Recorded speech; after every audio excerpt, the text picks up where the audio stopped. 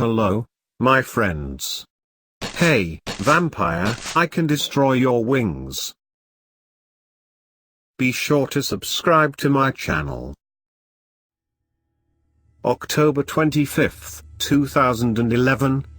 Reporting officers, Detective Richard Kerwin, Detective Adrian Wozniak. Wozniak, Richard's just laying out a digital recorder on the table. We would like to make an audio recording of the interview if that's okay with you. Just to clarify, you're not under arrest. You're free to go anytime you wish, just listen to us. You don't have to answer any questions and stuff like that. We just want you to relax and open up to us. We're not going to jump on you and give you a hard time or anything like that. We're here to let you talk to us or to talk to you a little about how you've been doing and how you're feeling. I have a feeling there are things on your mind you need to let out, and I'm going to give you that opportunity. It's pretty clear that something real heavy is bothering you. Kerwin, I imagine things have been really tough for you as of late. Jacob, yeah? Kerwin, we understand that. Wozniak, your family is worried about you. Your parents, your brother, and your sister. You self-committed into a mental health institute. We're told you became catatonic. After you recovered, you were released and you kind of just dropped off the face of the planet. But you're better now and ready to talk. That's good, Jacob. We want to help. Kerwin, we're not here to point fingers. If you got a chance to meet the relatives of the deceased family you discovered, you would know they were decent people like you and your family and that they deserve closure. The report says that you found the Chang family in that cave and that they had been mauled by an animal. But the coroner says that the bite marks on the bodies belong to that of a human being. Can you? Jacob, I want to tell you. I want to tell you everything that I saw, experienced, that I learned. I want to fully cooperate with you. But I know you're not going to believe me. I don't expect you to. I don't see how you possibly can. Even I have a hard time believing my memory. Wozniak, just start from the beginning. Jacob, okay. I was a volunteer with SAVAK. Wozniak, that's the Search and Rescue Volunteer Association Canada. Jacob, right. We had received the call in May. It was fire season. I'm sure you remember that. Huge amounts of land were burned, communities swallowed up by flames. Plumes of smoke drifting across the country, even down into the United States. I remember the fire bans that were set in place. Fire permits were cancelled, no open flames of any kind. Hefty fines were handed out to violators. Kerwin, tell us about the call that was made that day. Jacob, it was early morning when a park ranger came across the campsite that was in shambles. He happened to be driving by in his Jeep when he noticed a group of tattered tents. The windows of the SUV were shattered. The ranger thought it looked like a possible grisly attack. The parents, 2 daughters, and son were nowhere to be seen. Wozniak, there was no blood, no animal hairs or prints. If a predatory animal attacked them, there should have been something. Jacob, I know. In National Park it could have been any number of things. Bears, mountain lions, wolves. Kerwin, tell us about when you arrived. Jacob, it was still morning when we arrived at Redacted National Park. Even though the sun was rising, we couldn't see it because of all that smoke that the wind carried with it. The sky was still dark and gray. In the past, people have gone missing. Hikers, seasoned outdoors people, old, young. Sometimes it was a case of someone straying off a path or making a wrong turn, but for the most, they would be found alive and shaken. But something seemed different about that day. There were multiple teams of people dispatched throughout the park, on foot with scent hounds, horseback, jeep, helicopter. Hiking trails were searched, main roads, back roads. We had people going through the brush. Kerwin, the report says you discovered a cave about 10 kilometers south of the campsite. Jacob, yes. It was an undocumented cave. Nobody had known all about its existence until recently. My team had been in charge of going through the brush on foot. The dog handlers were arguing among each other. It was because the dogs were acting strange, as something had spooked them. They were whimpering and whining with their tails stuck between their legs. Some of them were even hiding behind their handlers. It was very bizarre. The dogs seemed sure about the scent trail, but as soon as we got to a certain area they recoiled in fear. Wozniak, what can you say about the cave? Jacob, the cave. Wozniak, how did you find it? Jacob, at the time, I had entirely failed to notice where I was going exactly. It's hard to describe what I felt. Like I was in some kind of trance. I almost felt like I was being called by someone. I don't mean I actually heard a voice, but I felt compelled to head in that direction. And on the ground directly in front of me, I found a pink Nike shoe, a little girl's shoe. At that moment, it was as if I returned to consciousness.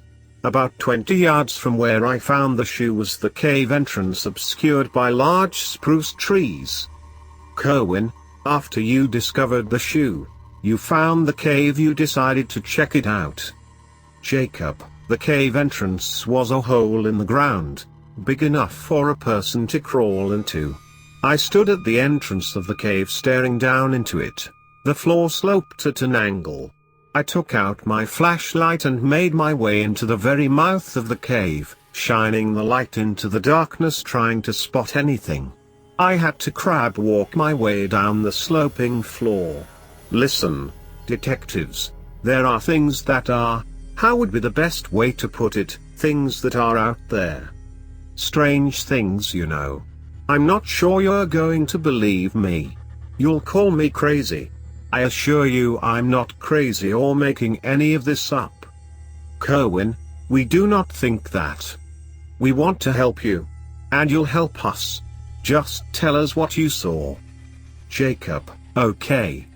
The first thing I saw in the cave were petroglyphs carved into the very rock by ancient indigenous people. There are many of these located throughout the foothills, the Rocky Mountains, many of them thousands of years old. These particular ones depicted hunters chasing the mighty buffalo off of cliffs. I remember reaching out and tracing them with a finger, all the while thinking to myself, I might be the first person in ages to lay eyes on them. Kerwin, what did you find next?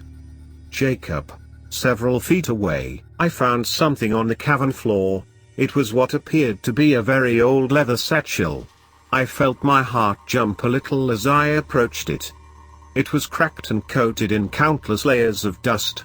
I carefully opened the bag and found a broken compass, a rusty water canteen, a leather-bound book titled Le Demon, and a flintlock pistol with the year 1715 engraved into the side. I remember staring down at the contents of the bag, with the flashlight becoming warm in my hands. I sat there trying to make sense of things. That's when I was startled by a noise. Wozniak, what was it that you heard? Jacob, it sounded like something being broken, a snapping sound. Wozniak, what did you do next? Jacob, I shined the light further down the cave tunnel, from where the sound came from. I decided to move towards it, but it required me to go further down the sloping cave floor, and when I got to the bottom I saw a pair of feet. One foot a pink Nike shoe on it, the other was bare. I hurried down as fast I could and found a girl of no more than 7. She was dead. Her neck had been broken.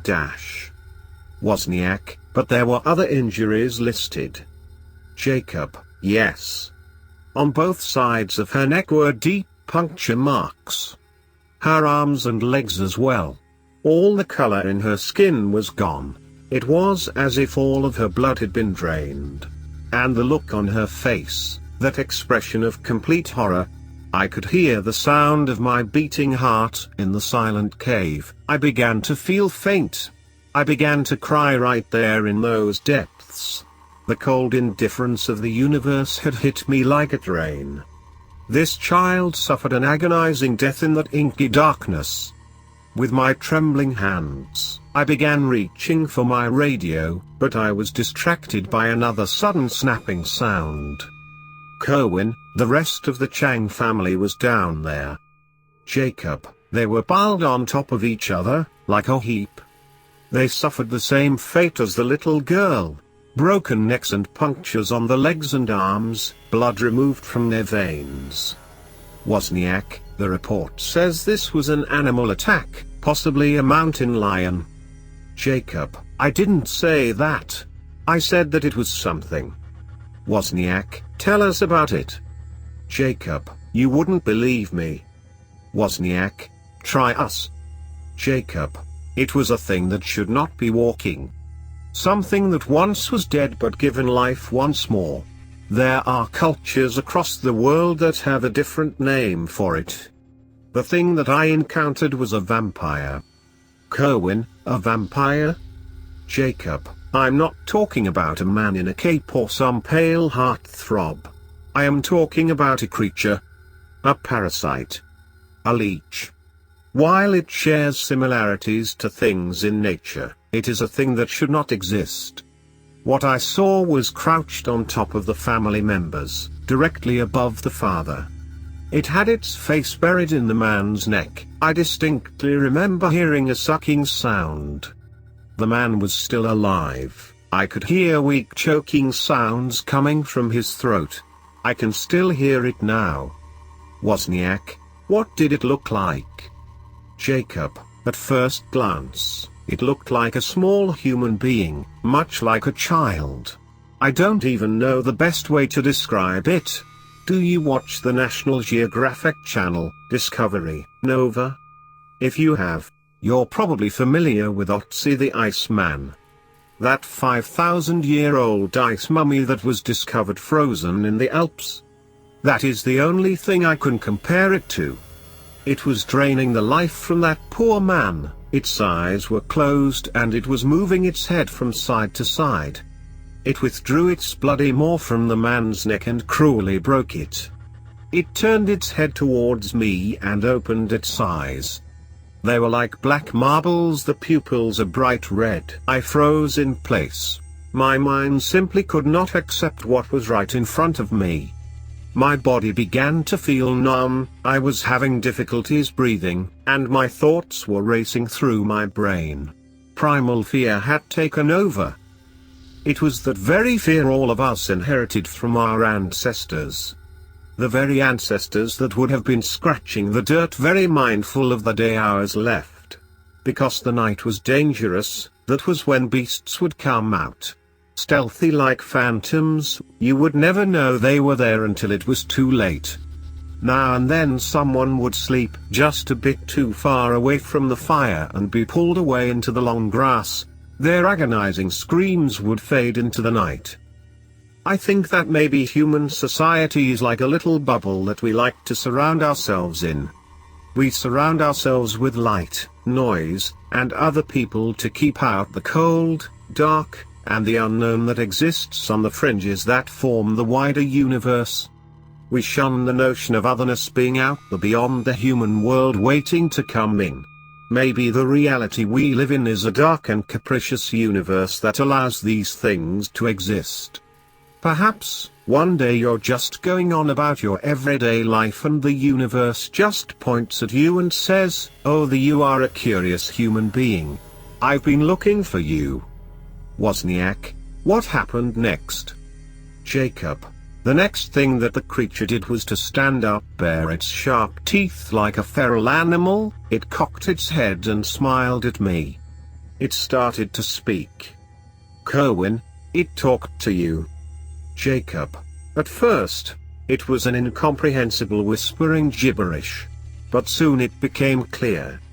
Kerwin, What did it say? Jacob, I am the past. You are the future. Wozniak, what does that mean? Jacob, I don't know. The thing took one step towards me. In a desperate panic I drew my emergency flare gun and fired directly at the thing. The whole chamber was lit up with a blazing red light from that sizzling flare. A moment later I realized that the creature had actually caught the flare in one of its hands and was holding the burning flare. I bolted out of there. I scrambled back up the cavern and tripped out onto the surface. A beam of sunlight broke through a clearing in the smoky sky. Next, I made contact with the rest of my team and told them about the family down in that cave. Armed officers made their way into the cavern. They found the deceased family, but there was no sign of the creature. That thing is still out there. I don't think you can hunt it down and kill it.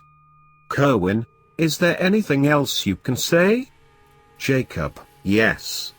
I spent some time looking into the history of the park. Back in 1985 a team of geologists discovered a hidden burial chamber at the base of one of the mountains. Inside that vault was what appeared to be some kind of box, a stone and wood coffin. Radiocarbon dating places it in the 29th century BC. Nobody knows who the coffin was meant for, or what happened to the remains. Ever since that encounter I can't help but glance over my shoulder, always expecting that thing to appear behind me. There are nights where I wake up screaming from a recurring nightmare. Wozniak, tell us about this nightmare. Jacob, I find myself walking on a long stretch of shore next to a lake, sand-edged by the surrounding forest. I know this lake. I used to frequent this place with my family when I was younger. There were campgrounds and hiking trails surrounding the lake.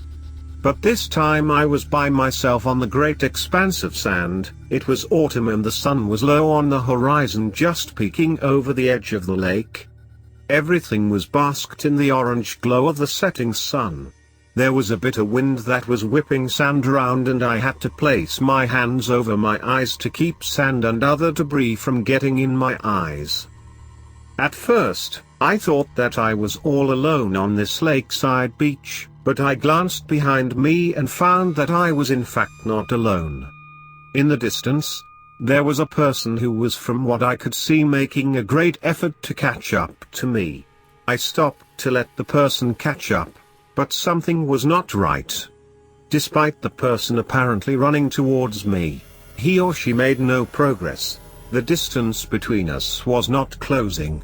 I guess apprehension took over me because I decided to start moving, and that's when I heard something. It was like an electronic mewling sound, like a bass note from a synthesizer. It was coming from behind me, from that person. I looked behind me and I really wish I hadn't. There was something different about the person now.